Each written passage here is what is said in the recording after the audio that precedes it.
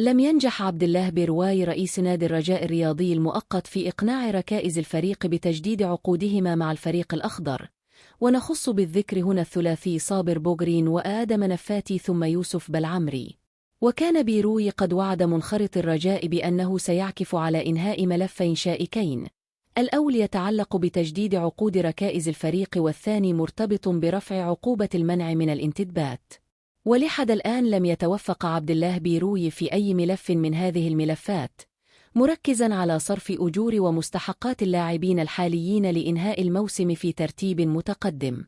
في السياق ذاته انتقل قرار شراء المركب الرياضي محمد الخامس بالبيضاء من الفكرة إلى التطبيق، بعد أن توصلت الجماعة بداية الأسبوع الجار بمراسلة تطلب منها استصدار مقرر جماعي في أقرب دورة للمجلس الجماعي يعطي الإذن الرسمي بذلك. وأبرزت يومية الصباح في عددها الصادر لنهاية الأسبوع الجار أن المراسلة التي وجهت إلى رئيسة جماعة البيضاء وتحمل توقيع مندوب أملاك الدولة تحت إشراف والي جهة البيضاء تطلب منها ترتيب الإجراءات اللازمة من أجل تسوية الوضعية القانونية للمركب الرياضي، أي انتقال رسومه العقارية من ملكية مجلس المدينة إلى وزارة التربية الوطنية والتعليم الأولي والرياضة قطاع الرياضة.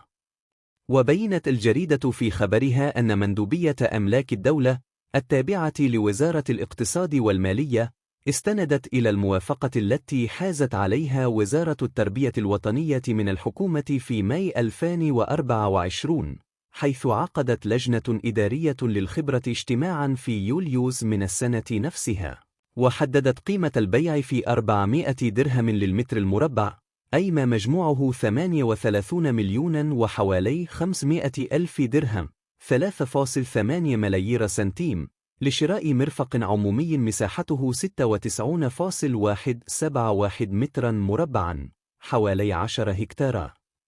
وأشارت اليومية إلى أن عقار المركب الرياضي محمد الخامس يتوفر منذ عقود على 4 رسوم عقارية في ملكية الجماعة بما فيها البناية، ويتعلق الأمر بالرسوم 5387 دل واو 33101 سين واو 20346 سين واو 17982 سين، وهي كلها مطروحة كمقترح للاقتناء من أجل تخصيصها لوزارة التربية الوطنية، بما في ذلك البنايات قيد الإصلاح والتجديد في الوقت الراهن، بقيمة استثمار ممولة من الوزارة نفسها تصل إلى 25 ملياراً.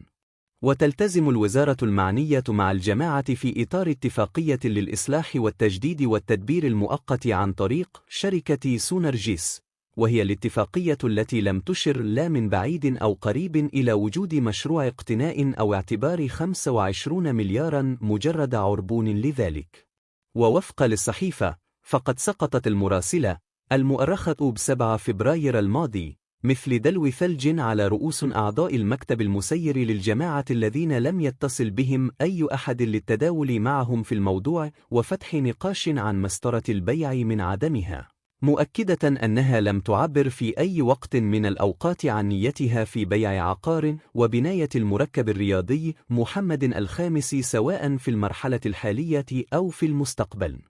وأكدت الجماعة في شخص الحسين نصر الله النائب الثاني للعمدة المفوض له الممتلكات أن الجماعة لا علم لها باجتماع لجنة التقييم والخبرة، ولم تحضر الاجتماع المشار إليه في المراسلة، علما أن الجماعة ليست عضوا عاديا بل كاتبة اللجنة، وهي من تتكلف بتحرير المحضر النهائي.